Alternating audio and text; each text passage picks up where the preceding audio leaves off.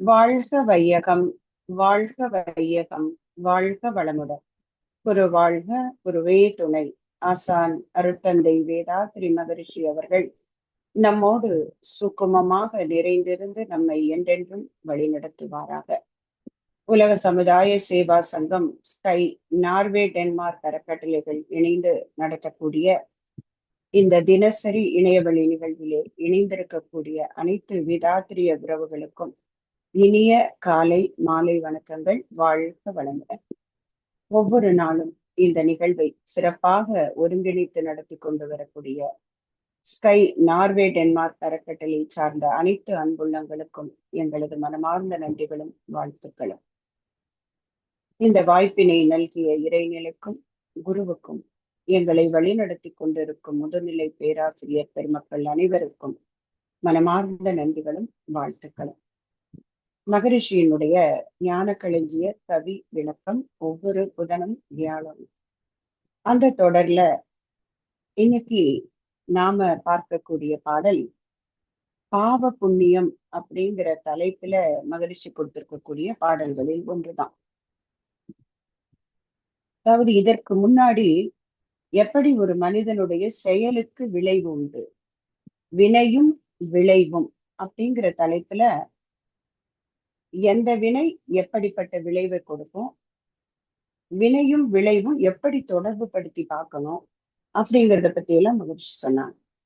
எல்லாவற்றையும் கடந்து அந்த இறை நீதி, த லா ஆஃப் நேச்சர் அப்படின்னு சொல்றோம் இல்லைங்களா, அந்த அந்த உள்ளதை உணர்ந்துட்டா இந்த வினையும் விளைவும் பற்றிய கல்வி நமக்கு கிடைச்சிடும்.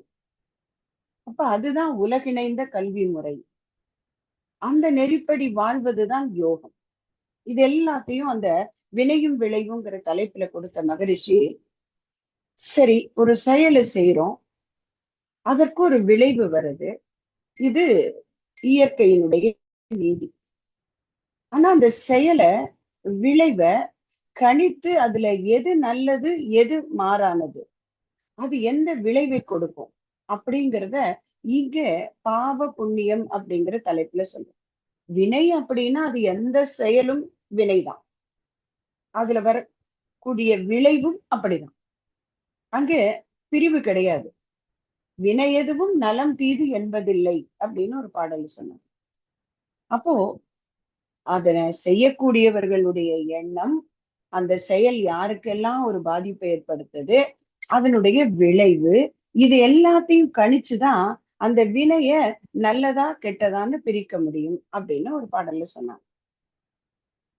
இங்க எது பாவம் எது புண்ணியம், பதிவுகள் எல்லாமே ஒன்றுதான். அந்த பதிவுகள்ல எது பாவப்பதிவு எது புண்ணிய பதிவு.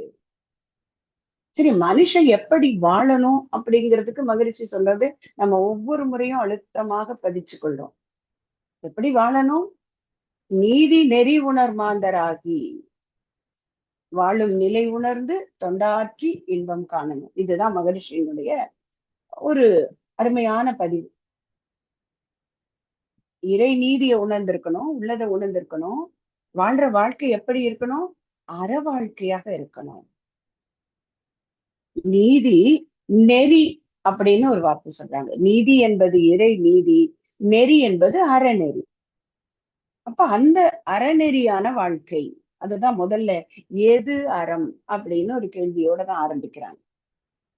நம்மளோட வாழ்க்கைக்கு ஆதரவும் வளமும் தரும் செயலை தாழ்வென கொள்வது தருக்காகும் அப்படிங்கிறாங்க. நமக்கு நன்மை கொடுக்கக்கூடியது, நாம செய்யக்கூடிய செயலினால எல்லாருக்கும் வளம் அப்படின்னா நன்மை. அப்படி தரக்கூடிய செயல் ஒரு குறைந்த செயல் அப்படின்னு நினைக்கிறது தருக்கு. அப்ப இதை ஆழ்ந்து அறிந்து பிறருடைய நலம் காத்து தான் நலத்தை பெறுகின்ற திறமைதான் அறம் எனும் சிறந்த செயல். அறத்துக்கான எவ்வளவு அழகான டெபினிஷன் பாருங்க. பிறருடைய நலம் காத்து, நாம செய்யக்கூடிய செயல்னால நம்ம ஏதோ ஒரு செய்யறோம், அந்த செயல் நமக்கு நன்மையா இருந்தா மட்டும் போராது இல்லையா? தனக்கோ பிறருக்கோ தற்காலத்திலோ பிற்காலத்திலோ உடலுக்கோ உணர்வுக்கோ நன்மை கொடுத்தா அதுதான் ஒழுக்கம்னு நமக்கு ஒரு சாமியம் கொடுத்தாங்க. அப்போ ஒரு செயல் அறத்தை ஒட்டிய செயல் அப்படிங்கிறது எப்படி நம்ம முடிவு பண்ணிக்கலாம்? பிறருடைய நலத்தை காத்து தனக்கும் நலத்தை பெறுகின்ற திறமைதான் அறம் எனும் சிறந்த செயல். அப்ப அந்த திறமை மனிதன் கிட்ட இருக்கணும். சரி, முதல்ல நல்லது எதுன்னு சொன்ன சுவாமிஜி அடுத்தது ஆப்போசிட் சைடும் விளக்கிடுறாங்க இல்லையா? பாசிட்டிவ் தெரியும் போது நெகட்டிவும் தெரியணும் இல்லைங்களா? அப்ப எது பாவம்? நான் செய்யறது நான் நினைச்சுக்கிட்டு இருக்கேன் நல்லதுன்னுட்டு இல்லைங்களா? இந்த ஆழ்ந்து ஆராய்ந்து பார்க்கக்கூடிய அறிவு நிலை இல்ல. நான் எல்லாரும் சொல்லக்கூடிய ஒரு செயல், நான் மனசறிஞ்சு யாருக்குமே தப்பு செஞ்சது இல்லைங்க. இந்த வசனம் நம்ம எல்லாரும் ஏதோ ஒரு தருணத்துல உபயோகப்படுத்துறோம். ஆனாலும் கஷ்டம் வருது. அங்க உண்மை என்ன? செய்த செயலுக்கு விளைவுதான் அப்படின்னு சொல்லிட்டாங்க.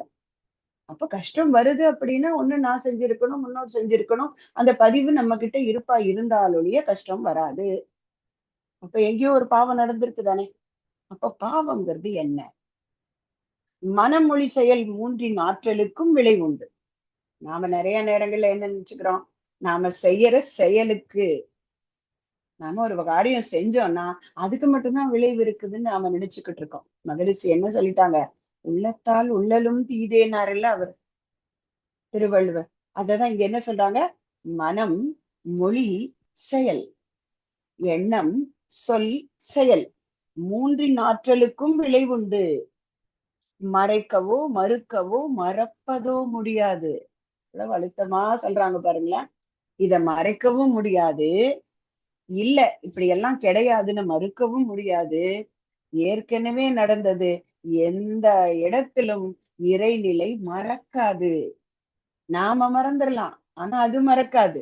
விதைத்தவன் உறங்கலாம், விதைகள் உறங்குவதில்லை. அப்போ மறைக்கவோ மறுக்கவோ மறக்கவோ முடியாது. இதுக்கு என்ன அடையாளம்? அடுத்தது சொல்றாங்க, நான் செஞ்சிருக்கேன் பாவம், எது பாவம்னு எனக்கு தெரியல. அப்ப எது அடையாளம் நம்மிடம் பாவப்பதிவுகள் இருக்குங்கிறதுக்கு? மனம் களங்கம் அடையும், உடலில் நோய் பதிவாகும். உடலில் நோய், உள்ளத்தில் களங்கம், மனதிலே குழப்பம், வாழ்க்கையிலே சிக்கல். நம்ம 4 சொன்னாங்களா? அதை சேர்த்து எப்படி சொல்றாங்க? மனம் களங்கம் அடையும், உடலில் நோய் பதிவாகும், மனிதன் செயலை பாவம் என சொன்னார் மதிமிக்கோர். அதுதான் பாவம். இது ஷார்ட் ஆன்சர். சரியா? ஒரு நம்ம படிக்கும் போதெல்லாம் பார்த்திருக்கோம் இல்லைங்களா? 1 வேர்ட் ஆன்சர் இருக்கும். 2 மார்க் கொஸ்டினுக்கு அதுக்கு ஏத்த மாதிரி எழுதணும். 5 மார்க் கொஸ்டின், 10 மார்க் கொஸ்டின், அதையே இன்னும் எலாபரேட் பண்ணி எழுதணும். அப்படிதான் மகரிஷி முதல்ல கொடுத்துட்டாங்க. ஷார்ட் ஆன்சர் மாதிரி எது பாவம்? நாம செய்யக்கூடிய செயலுக்கு, நம்ம எண்ணம், சொல், செயலுக்கு விளைவுண்டு. அதை மறக்க முடியாது, மறைக்க முடியாது, மறுக்கவும் முடியாது. அப்ப அந்த செயலினோட விளைவு யாருக்காவது துன்பம் கொடுத்தது அப்படின்னா அது எங்க வந்து சேரும்? நம்ம கிட்ட வந்து சேரும். அப்ப மனம் களங்கம் அடையும், உடலில் நோய் பதிவாகும். அப்ப இப்படி இதற்கு காரணமாக இருக்கக்கூடிய செயலைத்தான் பாவம்னு சொன்னாங்க. அடுத்தது சுவாமிஜி இந்த பாவம் புண்ணியம் இரண்டையும் எலாபரேட்டா கொடுக்குறாங்க ஒரு ஆன்சர். என்னதுங்க? எண்ணம், சொல், செயல் என்ற மூன்றினாலும் எவர்க்கெனினும் தனக்கெனினும் இன்றோ பின்னோ மண்ணுலகில் உணர்ச்சிக்கோ கற்பனைக்கோ மாசு எனும் துன்பம் எழா வகையினோடு. பாருங்க,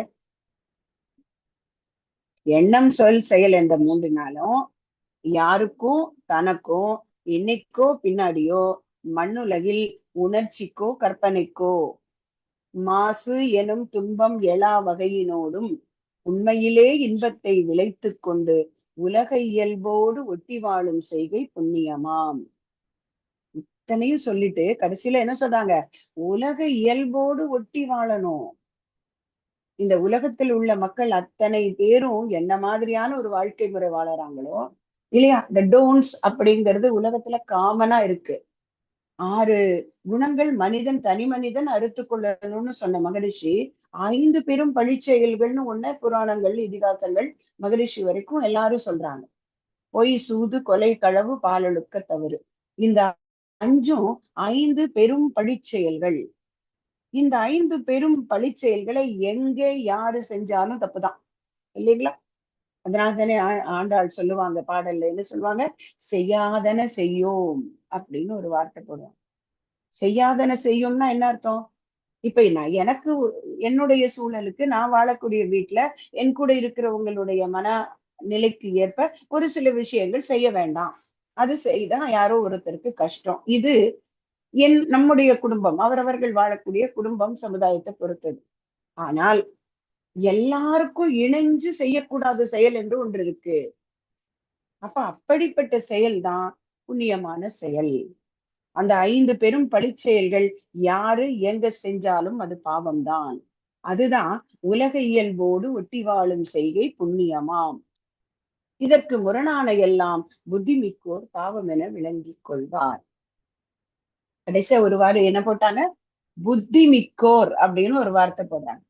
ஏன்னா ஜென்ரலா புத்தி இருப்பவர்கள், அங்க ஏன் மிக்கோர்னு ஒரு வார்த்தை போடுறாங்க? புத்தி உள்ளோர் அப்படின்னு போடல மகரிஷி, இல்லைங்களா? புத்தி உள்ளோர் அப்படின்னா நம்ம எல்லாருமே சேர்ந்துடுறோம் அதுல. ஆனால் புத்தி மிக்கோர்னு எதுக்கு போடுறாங்க அந்த இடத்துல? அந்த ஆழ்ந்து ஆராய்ச்சி செய்யக்கூடிய மனிதன். நாம செய்யறது எல்லாம் சரின்னு எப்ப நினைச்சுக்கிட்டு இருந்தோம்? பீட்டா நிலையில மனசு இருக்கிற வரைக்கும் அப்படிதான் இருந்தது, இல்லையா? அன்னமய மனோமய கோஷத்தில் அப்படியே உழன்றுகிட்டு இருக்கோம். தின்று திரிந்து உறங்கத்தான் பிறந்தோம் அப்படின்னு சொல்லிட்டு அன்னன்னைக்கு பெறக்கூடிய அனுபவம், அதுல மயங்கிறது, திரும்ப அதே செய்யறது, இப்படியே பண்ணிட்டு இருக்கும்போது செயலினுடைய விளைவை கணிக்க முடியல. அப்ப புத்தி இருக்கு, ஆனால் அது மிகல அப்படின்னா என்ன அர்த்தம்? அது ஆராய்ச்சிக்கு போகவே இல்லை. மனம் இயங்கும் படிநிலைகள் மகிழ்ச்சி சொல்றாங்க இல்லைங்களா? அகத்தாய்விலேயே நம்ம படிச்சிருக்கோம். என்னதுங்க? 10 படிநிலைகளில் மனம் இயங்குகிறது ஒரு மனிதனுடைய மனம். என்னது? உணர்ச்சி, தேவை, முயற்சி, செயல், விளைவு, அனுபவம், ஆராய்ச்சி, தெளிவு, முடிவு. இந்த 10 நிலையில ஒவ்வொரு மனிதனுடைய மனமும் இயங்கிக்கிட்டு இருக்குன்னு சொல்றாங்க. இதுல முதல் 7 உணர்ச்சி, தேவை, முயற்சி, செயல், விளைவு, அனுபவம். இந்த 7ம் எல்லா உயிரினத்துக்கும் பொதுவானது. ஓரறிவு தாவரத்திலிருந்து 6 அறிவு மனிதன் வரை எல்லாருக்கும் பொதுவானது இந்த 7 நிலைகள். ஆனா அடுத்த கடைசியாக 8, 9, 10 சொல்றாங்களே, ஆராய்ச்சி, தெளிவு, முடிவு. இந்த 3ம் மனிதனுக்கு மட்டும் உரியது, அந்த விலங்குக்கு கிடையாது.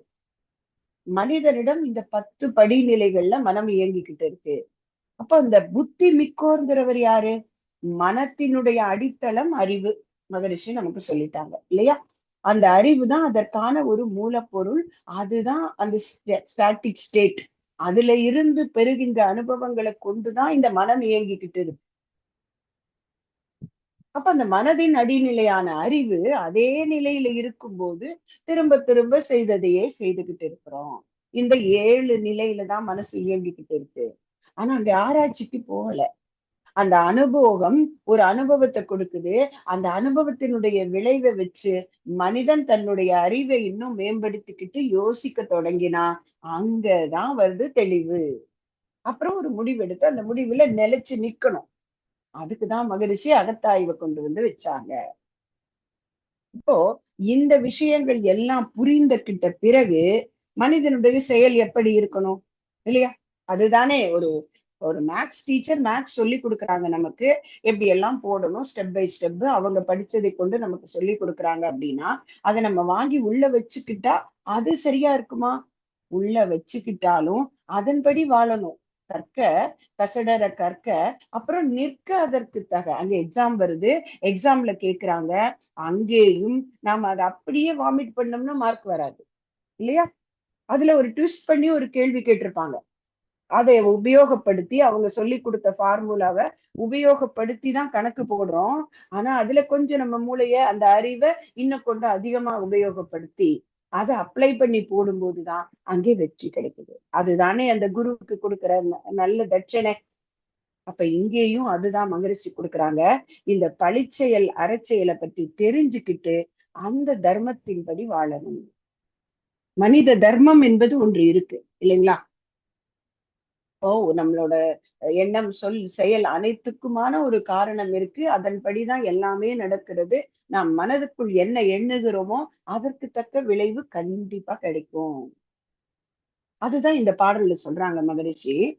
இன்றைய பாடல்: துன்பத்தை விளைக்க வல்ல செயல்கள் தம்மை சொல்லியுள்ளார் பழிச்செயல்கள் என்று மேலோ.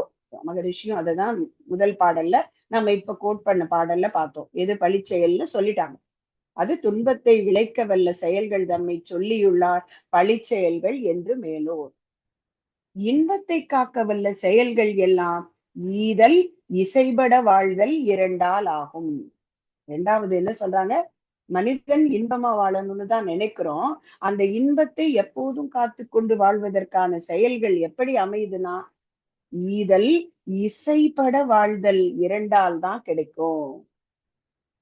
இப்ப நம்முடைய எண்ணம், சொல், செயல் எப்படி இருக்கணும்?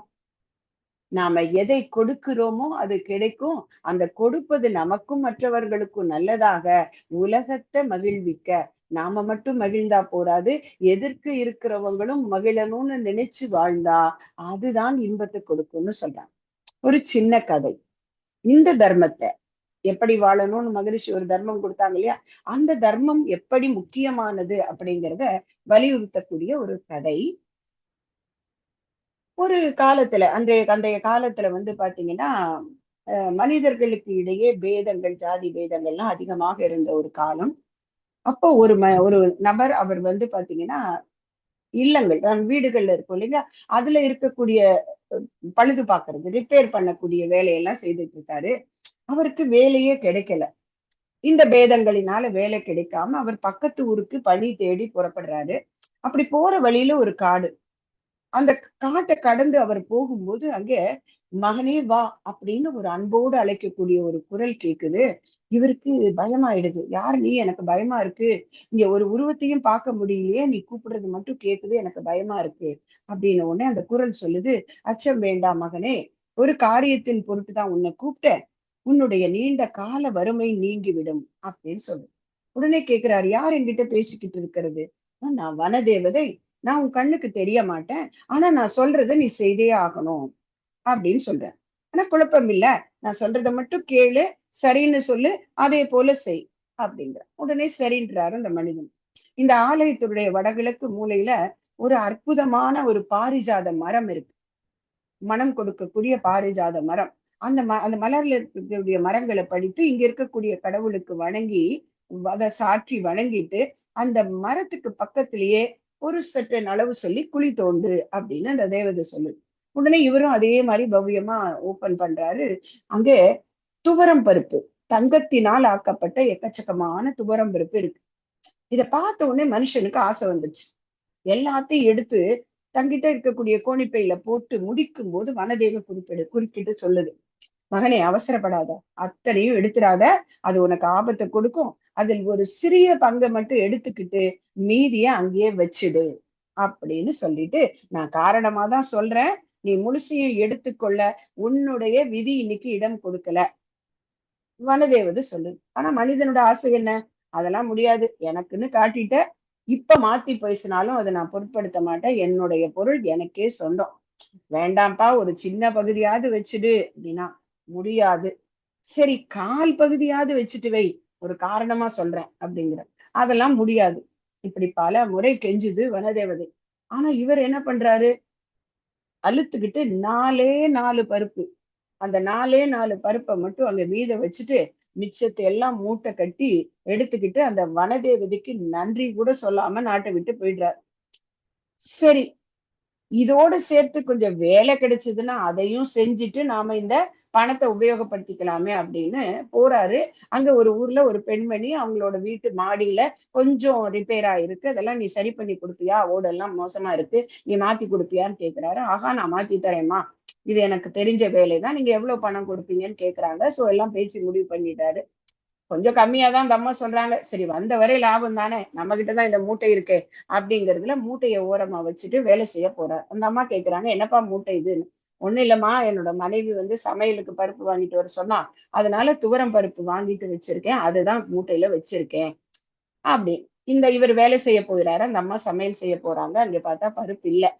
ஐயோ, பருப்பு இல்லையே, சரி பரவாயில்ல, அவர்தான் மூட்டையில பருப்பு வச்சிருக்கேன்னு சொல்லியிருக்காருல்ல, அதுல கொஞ்சத்தை மட்டும் நம்ம எடுத்துக்கலாம், அதுக்கப்புறம் அவர்கிட்ட சொல்லிடலாம் அப்படின்னு சொல்லிட்டு இங்க இருந்து கேக்குறாங்க, தம்பி நான் உன்னோட மூட்டையில இருந்து கொஞ்சோண்டு எடுத்துக்கலாமா அப்படின்னு கேக்குறாரு. அவரு என்னமோ யோசனையில வேலை செஞ்சுக்கிட்டே இருக்கிறவரு சரின்னுட்டுறாரு. உடனே இந்த அம்மா திறந்து பாக்குறாங்க, ஃபுல்லா தங்கத்திலானால பருப்பு. இனி எவ்வளவு தங்கம்! அங்கே அவங்களுக்குள்ளேயும் அசுர புத்தி வந்துருது. உடனே என்ன பண்ணாங்க, இவன் இத பொய் சொல்லி நம்ம கிட்ட ஏமாத்திட்டானே அப்படின்னு என்ன பண்ணாங்க, இந்த தங்கத்தாலான பருப்பு மொத்தத்தையும் இவர் எடுத்துக்கிட்டு உண்மையான பருப்பை வாங்கி மூட்டைய கொட்டி அங்க வச்சுட்டாங்க. இந்த மனிதனும் வேலை முடிஞ்சிட்டு கூலிய வாங்கிட்டு மூட்டையை எடுத்துக்கிட்டு போறாரு. திடீர்னு ஒரு ஆசை, திரும்பி வரும்போது அந்த வனதேவி ஆலயத்துக்கிட்ட வரும்போது அந்த மூடையை திறந்து பார்த்தா ஃபுல்லா உள்ள பருப்பா இருக்கு. உடனே ஒரு அதிர்ச்சி அவருக்கு, அந்த பெண்மணி நம்மள ஏமாத்திட்டா, திருப்பி சென்று அவகிட்ட கேட்கணும்னா நம்ம கிட்ட ஆதாரம் இல்லை, என்ன பண்றது? அப்போ அழ தொடங்குறான். உடனே அந்த வனதேவதை, ஏன்பா அழற அப்படின்னு உடனே, ஆமாமா நீதான் கொடுக்குற மாதிரி கொடுத்துட்டு அத்தனையும் பகிர்ச்சுக்கிட்டேன், நாங்க மனுஷங்க தான் மோசக்காரங்கன்னு பார்த்தா தேவதையான நீயும் இப்படி செய்யலாமா, இது நியாயமா அப்படின்னு கேட்கும்போது, அப்போதான் அந்த தர்ம தேவதை சொல்லுகிறது, வனதேவதை, உன்னுடைய விதிப்படி இன்னைக்கு உனக்கு மிச்சம் கிடைக்கிறது தான் வரணும்னு இருந்தது. இந்த நிதி, இந்த துவரம் பருப்புல நிறைய அந்த பெண்மணிக்கு போகணுங்கிறதும் விதி. அதனால்தான் நான் முதல்ல இருந்தே சொன்னேன், பாதியை இங்க வச்சுட்டு போ, அடுத்தது என்ன சொன்னேன், அட்லீஸ்ட் கால் பகுதியாவது வச்சுட்டு போ அப்படின்னு சொன்னேன். ஆனா நீ மொத்தமும் வேணும்னு எடுத்துட்டு போன.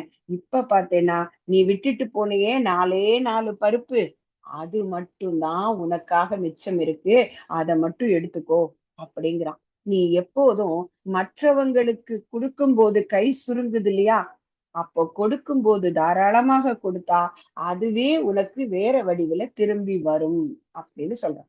இப்ப இந்த சம்பவங்களை எல்லாம் விட்டுட்டு இதுல சொன்ன கருத்தை பார்த்தோம்னா என்னது, மகரிஷி சொல்றாங்க இல்லையா இந்த பாடல்ல, ஈதல் இசைபட வாழ்தல் இரண்டால் இன்பம் காக்கவல்ல செயல்கள் எல்லாம் ஆகும் அப்படின்னு சொல்றாங்க.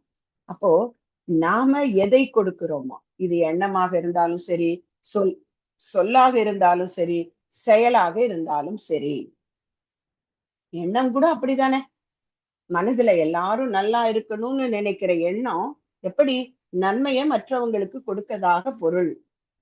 அதே இல்லாம மாறாக நினைச்சோம் அப்படின்னு சொன்னா அதுவும் அங்கே அப்படித்தான். அப்ப இதுதான் மனோதர்மம் அப்படின்னு சொல்றாங்க மகரிஷி. துன்பத்தை விளைக்க வல்ல செயல்கள் பழி செயல்கள். அப்ப இன்பத்தை மட்டும் அனுபவிக்கணும்னு நினைக்கிற மனிதன் என்ன பண்ணணும், ஈதல் இசைப்பட வாழ்தல். ஆனா இப்படி மாறி மாறி அனுபவிச்சேன், ஆனா எனக்கு அமைதியே இல்லை. இத ஒரு இடத்துல மகரிஷி குறிப்பிடுறாங்க. சுகதுக்கம் அனுபவித்தேன் சோர்வு கண்டேன், சுய அறிவால் ஆராய்ந்தேன் முடிவு காண, சுகதுக்கம் உடல் இயங்கும் அறிவில் கண்டேன். என்னுடைய அறிவினுடைய வெளிப்பாடுதான் அதனால் ஏற்படக்கூடிய எண்ணம் செயல், அதன் விளைவு, அதுதான் எனக்கு இன்பமா துன்பமா வருதுன்னு தெரிஞ்சுக்கிட்டேன். சுகதுக்கம் இரண்டும் உயிரில் இயங்கும் அறிவில் கண்டேன் இல்லையா. சுகதுக்கம் கடந்து மோன நிலை உணர்ந்தேன். இங்க அதுதான் அடுத்த நிலைக்கு போகணும் நம்ம. எப்படி, சுக துக்கத்தை கடந்து எல்லாவற்றையும் கடந்து நான் யார் என்ற கேள்விக்காக விடை தெரிஞ்சு வாழ்ந்துட்டேன்னா சொரூபத்தில் அரூப நிலை அறிந்து விட்டேன். அதுதான் பிரம்ம ஞானம் இல்லையா. பார்க்கக்கூடிய எல்லா பொருளுக்குள்ளேயும் அந்த பரம்பொருளை பார்க்கக்கூடிய தன்மை, சொரூபத்தில் அரூப நிலை அறிந்து விட்டேன். அதுக்கப்புறம் எனக்கு என்ன கிடைச்சது, சுக துக்கத்தை தாண்டி அமைதி பேரின்பம் நிலைக்கு நான் போக முடிஞ்சது. அப்ப நிறைய பேர் இந்த போராட்டத்துல இருக்கீங்களே அப்படிங்கிறாரு மகிழ்ச்சி நம்மளை பார்த்து. சுகதுக்க சுழல் தாண்ட முனைவோர்களுக்கு சொற்குறிப்பால் கடவுள் என சுருக்கி சொன்னேன். ஒரே வரி என்னது, கடவுள். எல்லாம் அவன் செயல் அப்படின்னு எல்லா மதமும் சொல்லுது இல்லைங்களா. அப்போ அவனை நமக்குள்ளே உணர்ந்துட்டா அது முதல் வெற்றி. நமக்குள்ளே உணர்ந்த அவனை எல்லா பொருளையும் பார்க்க தெரிஞ்சுட்டா அதுதான் முழுமையான வெற்றி, பேரின்பத்திற்கான வழி. அப்போ இந்த 4 வரிக்கு அப்புறம் சொல்றாரு பாருங்க, அன்புக்கே அடிப்படை.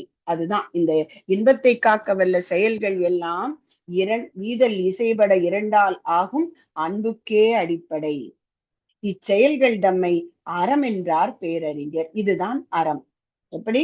தனக்கோ பிறருக்கோ தற்காலத்திலோ பிற்காலத்திலோ உணர்ச்சிக்கோ கற்பனைக்கோ நன்மை கொடுக்கக்கூடிய எண்ணம் சொல் செயல் மூன்றும் இருந்தா அதுதான் அறம். இத அவங்க எப்படி சொன்னாங்க? சும்மா சொல்லிட்டாங்களா? அறிஞர்கள் எவ்வளவு அருமையாக சொன்னாங்க இல்லையா? தவம் செய்வார் தம் கருமம் செய்வார், மற்றெல்லாம் அவம் செய்வார் ஆசையுட்பட்டு. அந்த 7 வார்த்தைகளுக்குள்ள எவ்வளவு பொருள் பொதிந்தது மகரிஷி சொல்லக்கூடியது. எண்ணம் சொல் செயல் என்ற மூன்றினாலும்னு ஒரு பாடல்ல சொல்றாங்க. அப்ப இவையெல்லாம் அவர்கள் எப்படி சொன்னாங்கன்னு மகரிஷி எழுதுறாங்க பாருங்க. அருந்தவத்தால் நன்கு தன் அறிவி நிலை அறிந்து மக்கள் நலம் நாடி சிந்தித்து முடிவு கண்டு சொல்லியிருக்காங்க. நம்ம பார்த்தோம் இல்லையா, மனம் இயங்கும் நிலைகள்னு பார்த்தோம்ல, அதுல 7 நிலைகள்ல தான் நாம பெரும்பாலும் சுழன்றுகிட்டு இருக்கோம். அந்த கடைசியாக இருக்கக்கூடிய ஆராய்ச்சி தெளிவு முடிவு, அதுல முழுமையாக தங்களை ஈடுபடுத்தி கொண்டு தவம் செய்து மனதை அமைதி நிலைக்கு கொண்டு போய் நான் யாருங்கிறது தன்னுடைய அறிவு எங்க இருந்து வந்திருக்குங்கிற நிலையை தெரிந்து எல்லாத்தையும் கடந்து நான் செய்யக்கூடிய ஒரு செயல் சமுதாயத்திற்கு உலகத்திற்கு நன்மை கொடுக்கணும். அதனால் மக்கள் நலம் நாடி சிந்தித்து முடிவு கண்டு, இப்படித்தான் அந்த பாடல சொன்னாங்களாம். அத்தனையும் இந்த பேரறிஞர்கள் சொன்ன வார்த்தைகள் சாதாரணமா சொல்லப்படல. இப்ப அந்த வனதேவதை சொல்லுச்சுங்களே, எப்படி ஒரு அசரீரியா சொல்லுச்சு, பாதியை வச்சுட்டு போப்பா, அதுலயும் பாதியாவது வச்சுட்டு போ, கொஞ்சம் வச்சுட்டு போ. என்னன்னா இந்த மிச்சம்தான் உனக்கு கிடைக்க போகுதுங்கிறது அந்த இறை நீதிக்கு தெரியும். ஆனா அது எப்படி சொல்லி கொடுக்குது நமக்கு? இந்த மகான்கள் மூலமாக வார்த்தைகளாக நமக்கு சொல்லி கொடுக்குது இல்லையா? ஏன்னா இறைவு நிலையினுடைய நீதி என்பது யாருக்கும் பாகுபாடு பார்க்காது. சொல்லுவாங்க இல்லையா, அதாவது இறைவனால் ஒரு செயலை செய்யவே முடியாது அப்படின்னு ஒருத்தர் சொன்னாராம். என்ன செயல் அது? இறைவனாலேயே செய்ய முடியாத செயல் என்ன அப்படிங்கும் போது அதுக்கு விளக்கம் சொல்றாங்க. ஒரு மனுஷன் தப்பு செய்யறான், தப்பு செஞ்சா அதற்குரிய விளைவு வரும், அதை இறைவன் கொடுப்பது. ஆனால் ஒரு மனிதன் நல்ல செயலை செய்தால் அதற்கான சரியான பலனை கொடுக்காமல் இருக்க இறைவனாலும் முடியாது. அப்ப இறைவனால் செய்ய முடியாத செயல் என்னங்க? நாம செய்யக்கூடிய நல்ல செயலுக்கான பலன் இறைநிலை கொடுத்தே தீரும். அதனால்தான் பகவத்கீதையில சொன்னாங்க, கடமையை செய், பலனை எதிர்பாராதே. அப்ப கடமைங்கிறது என்ன? ஒரு மனிதனுடைய மனோ தர்மம் அப்படிங்கிறது என்ன? இந்த அறநெறிப்படி வாழறதுதான் இல்லைங்க. இது மனிதனுடைய இயல்பான குணம். ஆனா அது இன்னைக்கு எப்படி ஒரு காலகட்டத்துல இருக்கு, அத அந்த குணத்தை பின்பற்றக்கூடிய மனிதனை ஒரு அடைமொழி சொல்லி வாழ்த்தக்கூடிய நிலைமையில நம்ம இருக்கோம் இல்லைங்களா? அப்போ ஒரு ஆட்டோல ஏறுறாங்க, அந்த ஆட்டோல ஒரு பண பணமோ இல்ல நகையோ மிஸ் பண்ணிடுறாங்க. அந்த ஆட்டோக்காரர் கொண்டு வந்து போலீஸ் ஸ்டேஷன்ல யாருக்கிட்டயோ அவங்க கிட்ட ஒப்படைச்சிடுறாரு. ஒப்படைச்சு முடிச்ச உடனே அவரை வந்து வானலாவ புகழ்றோம். ரொம்ப நல்ல விஷயம், அருமையான விஷயம். இன்னைக்கு சமீபத்துல கூட நடந்தது. ஒரு ஒரு தூய்மை பணியாளர் ஒருத்தர் ஏதோ ஒரு குப்பையில போடப்பட்ட ஒரு ஒரு நிறைய ஒரு அதாவது பொருள் படைத்தது ஒரு பொருளை நகையை கொண்டு போய் அந்த வீட்டுல கொடுத்துட்டாங்க அப்படின்னு அவங்களை எல்லாரும் கூப்பிட்டு கூட பாராட்டினாங்க. இதெல்லாம் நியாயம் தாங்க. ஆனா உண்மையில மனிதனுக்குள்ள இருக்க வேண்டிய குணம் தானங்க இது.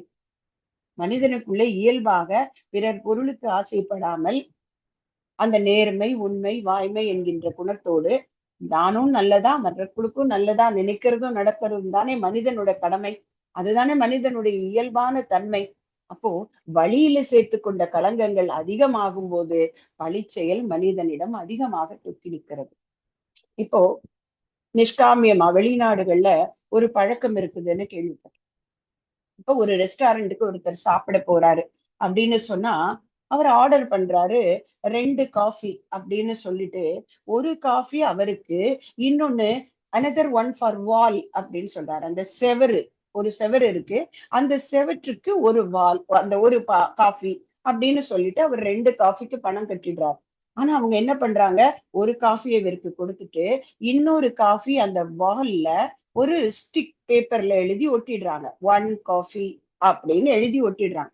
இந்த மாதிரி நிறைய பேரு செய்யறாங்க. அப்ப ஒரு நபர், அவருக்கு பசிக்குது, அவர்கிட்ட பொருள் இல்ல, அவர் வராரு, பசியோட வராரு. வந்தவர் என்ன கேட்கிறாரு, உடனே பாக்குறாரு, அங்கே அவர் யாசகம் கேட்கல, என்ன பண்றாருங்க, I want one coffee from the wall அப்படின்னு கேக்குறாரு. எப்படி, அந்த செவர்ல இருந்து எனக்கு ஒரு காஃபி கொடுங்க. அங்கே ஏற்கனவே ஒருத்தர் பே பண்ணிட்டு வச்சுட்டு போயிருக்காரு அந்த ஸ்டிக்கர். உடனே என்ன பண்றாருங்க, அங்க இருக்கக்கூடிய பேரர் அந்த ஸ்டிக் பேப்பரை கிழிச்சிட்டு இவருக்கு ஒரு காஃபி கொண்டு வந்து கொடுத்துட்டார்.